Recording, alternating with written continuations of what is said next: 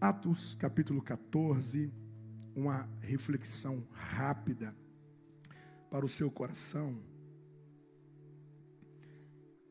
Como estamos em um culto missionário e rememorando aí os 94 anos da nossa igreja, eu quero rapidamente trazer essa reflexão. Capítulo 14 de Atos, versículo 8 a seguir, diz assim: E estavam assentados em Listra certo homem leso dos pés, coxo desde o ventre de sua mãe, o qual nunca tinha andado. Este ouviu falar Paulo, que fixando os olhos e vendo que tinha fé para ser curado, disse em voz alta: Levanta-te direito sobre os teus pés. E ele saltou e andou. E as multidões, vendo o que Paulo fizera, levantaram a sua voz e disseram em língua licaônica: Fizeram-se os deuses semelhantes aos homens e desceram até nós. E chamavam Júpiter a Barnabé e a Mercúrio a Paulo, porque este era o que falava. E o sacerdote de Júpiter, cujo templo estava em frente da cidade, trazendo para a entrada da porta touros e grinaldas, queriam com a multidão sacrificar-lhes. Ouvindo, porém, isto, os apóstolos Barnabé e Paulo rasgaram as suas vestes e saltaram para o meio da multidão, clamando e dizendo: Senhores, por que fazeis essas coisas? Nós também somos homens como vós, sujeitos às mesmas paixões, e vos anunciamos que vos convertais dessas vaidades ao Deus vivo, que fez os céus e a terra, o mar e tudo quanto há neles, o qual nos tempos passados deixou andar todas as nações em seus próprios caminhos, e contudo não se deixou a si mesmo sem testemunho, beneficiando-vos lá do céu, dando-lhes chuvas e tempos frutíferos, enchendo de mantimento e de alegria os nossos corações. E dizendo isso, com dificuldade impediram que a multidão lhes sacrificasse. Sobrevieram, porém, uns judeus de Antioquia e de Icônio, que, tendo convencido a multidão, apedrejaram a Paulo e o arrastaram para fora da cidade, cuidando que estava morto. Eu repito a última parte do versículo: apedrejaram a Paulo e o arrastaram para fora da cidade, cuidando que estava morto. Mas rodeando os discípulos, levantou-se e entrou na cidade, e no dia seguinte saiu com Barnabé para Derbe. Senhor Jesus, torna cativos o nosso entendimento a essa palavra, que o mundo espiritual maligno seja detido, neutralizado, e que os céus fluam sobre nós, em nome de Jesus. Você pode dizer amém? Quem tem um grande porquê, aguenta qualquer como. Essa é a famosa frase do Viktor Frankl, um sobrevivente do campo de concentração Auschwitz. Ele que era um neurologista, e ao padecer de todas as torturas lá no campo de concentração, ele tem uma percepção, a partir da sua observação, que algumas pessoas desistiam de viver, mas outras conseguiam prevalecer a despeito de qualquer atrocidade que eles estivessem vivendo naquele ambiente hostil do campo de concentração. Quando Viktor Frankl ele é libertado daquele campo de concentração, ele vai fundar, conhecido como a terceira via de Viena, a logoterapia, que é um caminho terapêutico que entende que a melhor maneira para você lidar com as suas crises, a melhor maneira de você lidar com seu sofrimento é encontrar um sentido significativo que justifique você se levantar todos os dias e voltar a respirar. E é por isso que ele vai dizer que quem tem um grande porquê, quem tem uma grande causa pela qual viver, quem tem um grande sentido pela qual deseja respirar, essa pessoa vai suportar, essa pessoa ela vai aguentar, ela vai prevalecer quaisquer comos que ela venha enfrentar na sua vida. A primeira pergunta que eu quero fazer ao seu coração é: qual é o seu grande porquê? Qual é o grande porquê que tem orientado a sua vida a se levantar quando você está tragado por um momento de crise, por um momento de tragédia, por um momento de desapontamento, por um momento de frustração? Qual é o grande porquê que tem te levantado todos os dias da sua cama e te feito ir para a vida? Qual é o grande porquê que tem te colocado em pé e te feito não apenas existir, não apenas existir por existir, mas que tem te colocado em pé para viver em prol de uma grande causa? Qual é o grande porquê em relação a esta igreja? Qual é o grande porquê que te faz fixar aqui, que te faz permanecer aqui mesmo quando você é contrariado lá no estacionamento? Qual é o grande porquê que te mantém atado nesta igreja, servindo, congregando, mesmo quando você é desapontado com algum colega, com algum irmão, seja nos corredores, ou seja em algum relacionamento interpessoal? Qual é o grande porquê que está te mantendo a este lugar?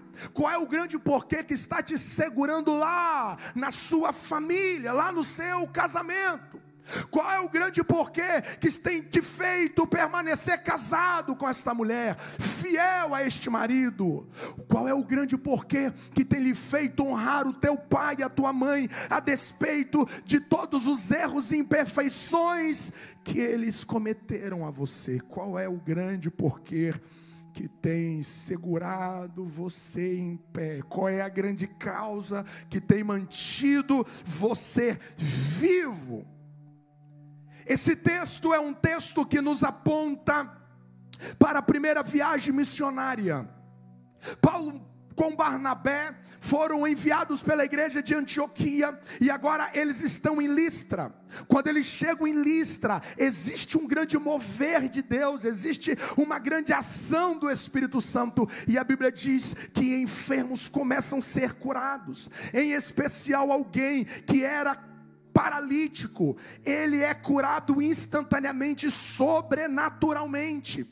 Aquele povo nunca havia visto tal sinal, aquele povo nunca tinha visto tal prodígio, e a Bíblia diz que Jesus o curou, que Paulo, cheio do Espírito Santo, olhou para aquele paralítico e disse: levanta-te e seja curado. Que Deus nos dê autoridade nesta manhã para orar sobre os enfermos. Que Deus nos dê autoridade para encontrar com os paralíticos dessa cidade e dizer: em nome de Jesus, levanta-te. Que Deus te dê autoridade para orar pelos cegos. Que Deus te dê autoridade para orar sobre os cancerosos. Que Deus te dê autoridade para orar por aqueles que estão desenganados pela medicina. O mesmo Espírito que moveu a Paulo é o mesmo Espírito que habita em você. E eu tenho uma boa notícia para o seu coração: Deus pode te usar para curar enfermos. Quem crê nesta palavra, diga para quem está ao seu lado: Deus pode te usar para curar enfermos. Diga: Deus pode te usar para curar enfermos. Deus pode te curar. Deus pode te usar para curar. Deus pode te curar. Deus pode te usar para curar. Você crê nessa palavra? Você crê que neste exato momento há uma unção de cura nesta casa? Você crê que neste exato momento, quando nós estamos orando, quando nós estamos pregando essa palavra, o Espírito de Deus se move sobre nós para curar enfermos aqui nesta manhã? Quantos crê que Jesus vai mudar diagnóstico aqui nesta manhã? Quantos acreditam que Deus vai mudar laudos aqui nesta manhã? Diga: eu creio.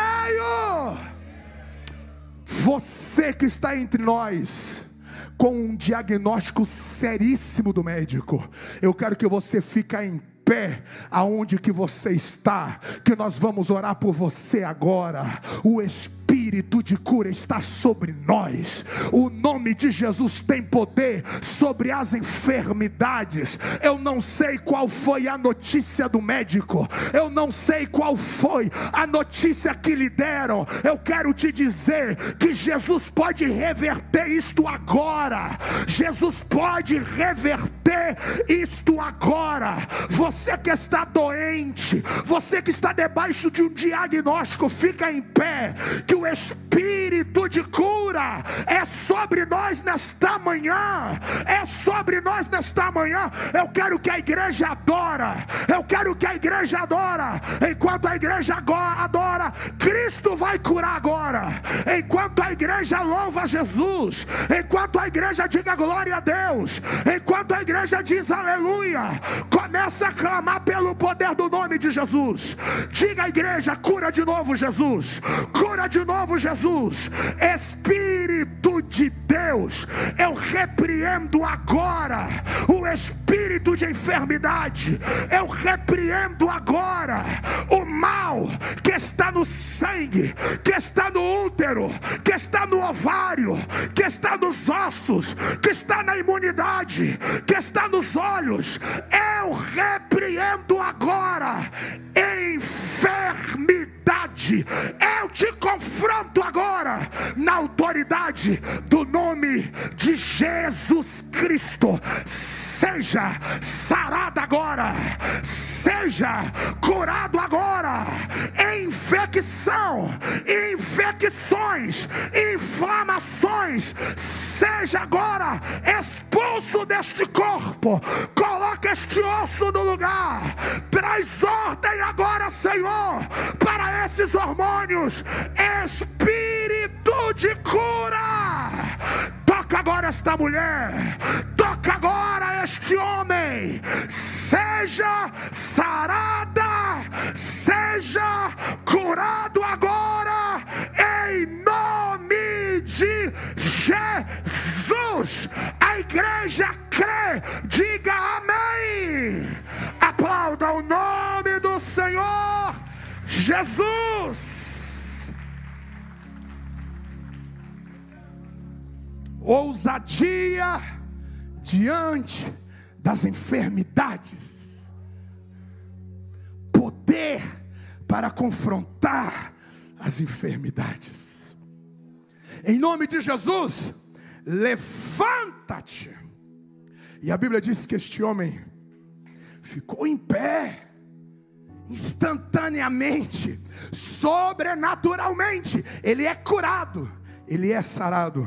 E o texto diz que quando aquela multidão viu aquilo, eles entraram numa êxtase de idolatria, e eles começaram a trazer animais, porque eles queriam agora sacrificar a Paulo e a Barnabé, porque na mente deles, eles nunca tinham visto aquilo. Então esses homens não são homens, esses homens são deuses. Os deuses estão entre nós. E agora Paulo entra numa luta, Paulo mais Barnabé entra num confronto e disse: não, nós não somos deuses. Essa honra não é nossa, essa glória não é nossa. E então esses homens eles são detidos dessa obra, dessa resposta absurda. Mas de repente, momentos depois, os habitantes de Icônio, que Paulo já tinha passado lá semana passada, esses habitantes de Icônio vêm e chegam em Listra, e eles agora começam a convencer essa multidão que Paulo e Barnabé, eles eram impostores, que eles eram promotores de uma nova religião. E o texto vai dizer que agora essa multidão, eles pegam em pedras o mesmo que queria sacrificar, porque Paulo e Barnabé eram deuses, o mesmo povo agora pegam em pedras para matar Paulo. Você já viveu isso? Você já teve essa experiência de pessoas que ao mesmo tempo que era o seu amigo, ao mesmo tempo que era sua amiga, ao mesmo tempo que eram companheiros, ao mesmo tempo que eram colegas, que pareciam que estavam do mesmo lado, que pareciam que estavam com os mesmos interesses, estavam falando bem, estava à mesa da sua casa. Agora de repente essas mesmas pessoas estão com pedra nas mãos. Essas mesmas pessoas estão agora difamando, essas mesmas pessoas estão agora falando mal, destrutivamente, malignamente. As mesmas bocas que liberaram palavras dizendo: vocês são deuses, ninguém nunca fez o que vocês fizeram, agora são os mesmos que estão com pedras nas mãos. A falsa popularidade. E o texto vai dizer, no texto que nós lemos, e aqui a gente termina e volta nele em outro momento: eles apedrejaram a Paulo. Eles não apedrejaram a Paulo porque ele estava em pecado. Eles não apedrejaram a Paulo porque ele estava em adultério, porque ele estava desigrejado. Não. O apedrejamento de Paulo não tem nada a ver com pecado. O apedrejamento de Paulo não tem nada a ver com a punição de Deus para ele. Percebe que este homem estava na fidelidade, este homem estava no cumprimento do seu chamado, este homem estava no cumprimento da sua missão, ele estava agradando a Deus. Muitas vezes nós ficamos em crises, porque quando nós experimentamos dissabores, tragédias, perdas, quando nós enfrentamos tempestades, momentos difíceis, dificuldades muito maior do que nós a primeira coisa que fazemos é: aonde que eu errei? Eu estou tão fiel ao Senhor, eu estou congregando, eu estou servindo ao Senhor há tanto tempo, por que sofrer tanto assim? Não tem a ver com pecado, embora que existem pecados que atraem consequências, existem decisões erradas que atraem consequências, mas existem sofrimentos que te alcançam mesmo você estando na sua fidelidade, mesmo estando você na sua integridade com Deus.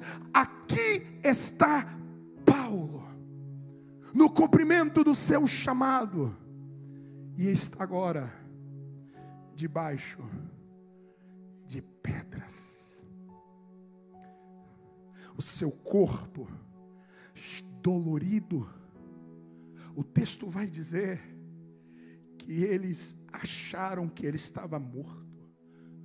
Provavelmente Paulo desmaiou. Provavelmente eles sacudiram Paulo e não viu sinal de vida e deduziram: está morto. Apedrejado mesmo sendo fiel ao Senhor. Apedrejado mesmo cuidando da esposa, cuidando do marido, cuidando dos filhos, sendo apedrejado mesmo sendo ofertante, mesmo sendo um dizimista, mesmo falando de Jesus, cumprindo com a boa vontade do Senhor. Aqui está Paulo, debaixo dessas pedras, com seu corpo fraturado possivelmente em algum lugar, sangrando com certeza. Mas o texto vai dizer que Paulo se levanta e sacode aquelas pedras, porque havia um grande porquê que o mantinha a respirar. Havia um grande porquê diante da alma de Paulo. Havia uma grande causa que fazia com que Paulo aguentasse essas pedras, fazia com que Paulo aguentasse essas dores. Eu tenho uma notícia para o seu coração nesta manhã. Quando Cristo é a nossa grande causa, quando Jesus é o nosso grande porquê, quando o propósito de Deus é o nosso grande porquê, nós sempre teremos forças para sacudir as pedras e voltar no cumprimento da nossa missão. Esta manhã eu trago esta palavra para a sua alma. A vida cristã não tem espaço para frágeis. A vida cristã não tem espaço para algodão doce. A vida cristã não é uma touca e um pijama para você dormir confortavelmente. A vida cristã é capacete, a vida cristã é armadura, a vida cristã é escudo, a vida cristã é espada. Nesta manhã eu estou pregando para alguém que veio de uma semana cheio de pedras. Eu estou pregando para alguém que quando amanheceu hoje parecia que não chegaria aqui. Os demônios apostaram. Depois dessas pedradas eu quero vê-la levantar. Depois dessas pedradas eu quero ver ela ir para a igreja adorar. Depois dessas pedradas eu quero ver ela voltar a viver. Eu tenho uma boa notícia: o diagnóstico dos inimigos falharam. Eles acharam que Paulo estava morto, eles acharam que tinha parado Paulo.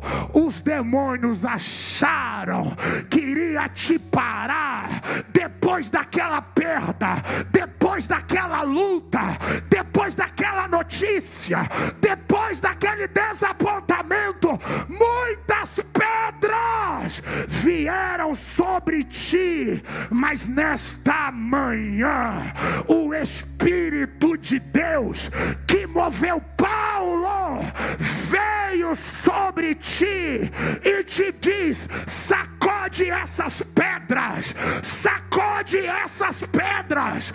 Eu te dou graça, eu te dou força, eu te dou poder, eu te dou autoridade para levantar no meio dessas pedras. Vai voltar a cantar, vai voltar a sorrir, vai voltar a viver o propósito de Deus.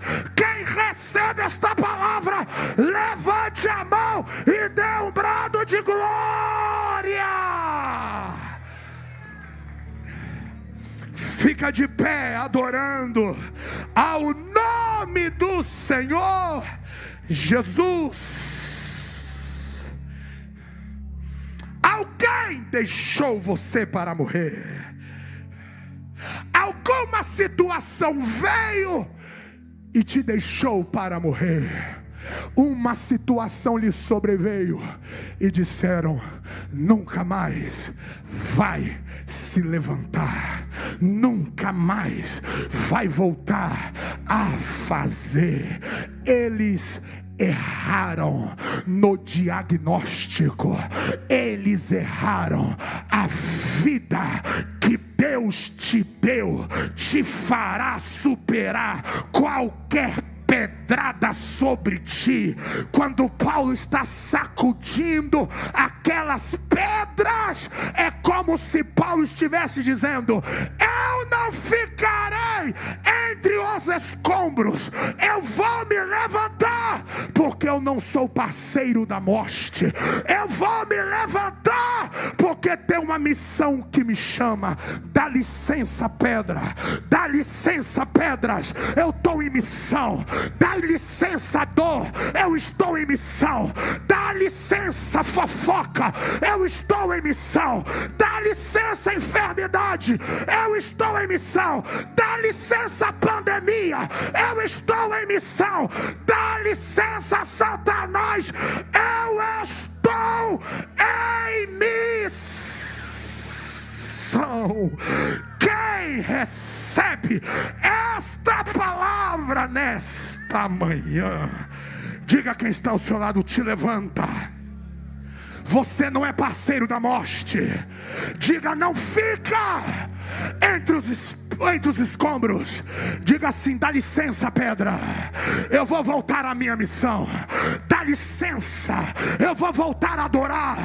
Dá licença, eu vou voltar a amar. Dá licença, eu vou voltar a servir.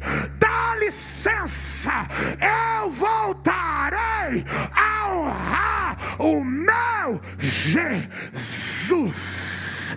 Quem recebe esta palavra nesta tamanha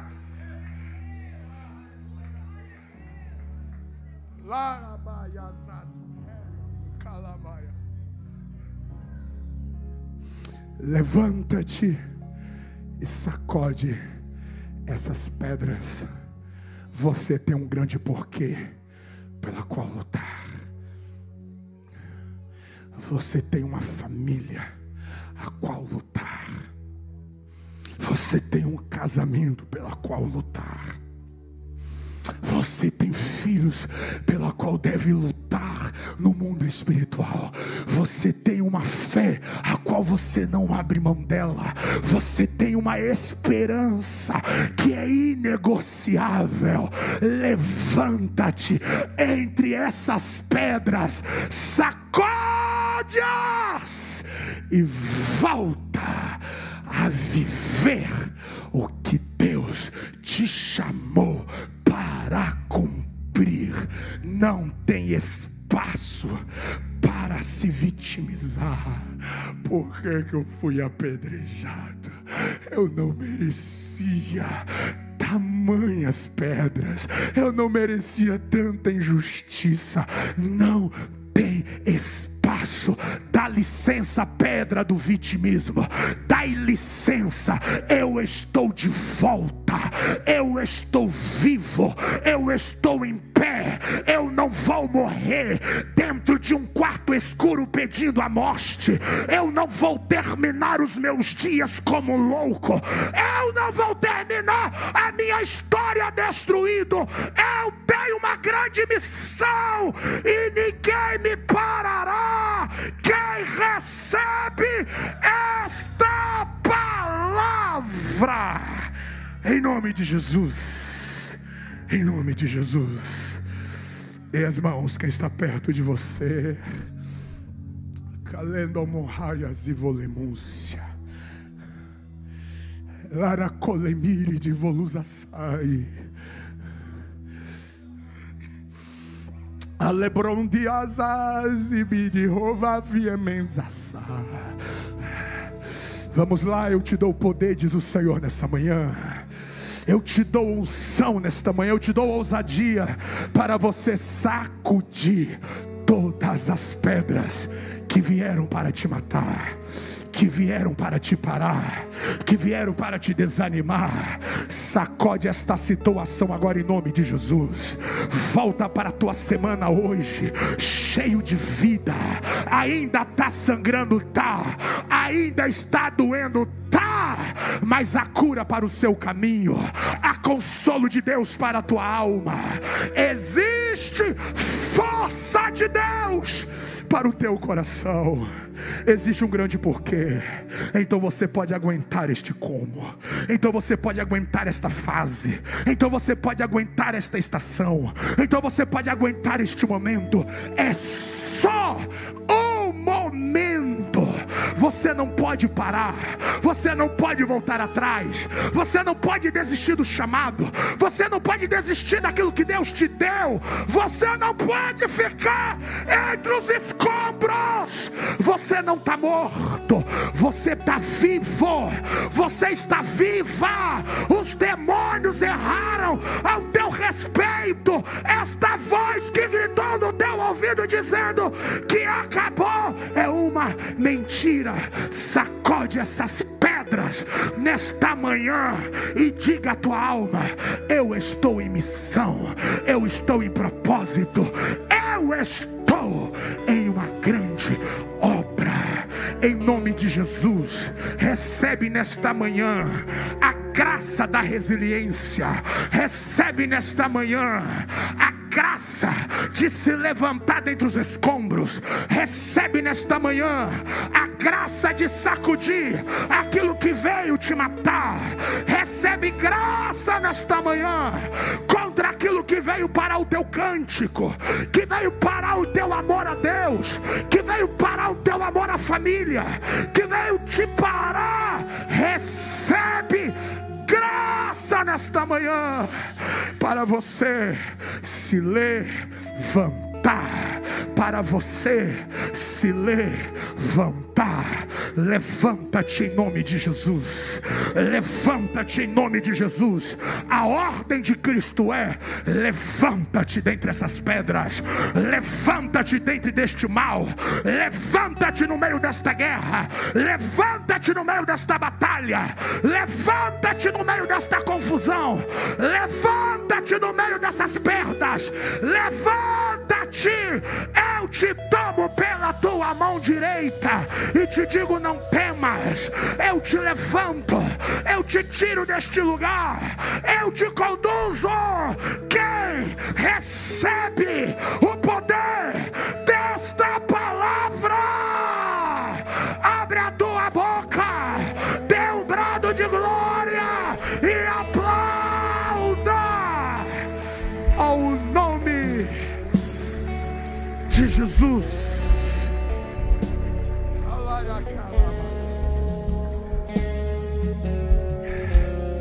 Aleluia. Diga para quem está ao seu lado: a ordem de Deus é para levantar. Diga: a ordem de Deus é sacudir as pedras.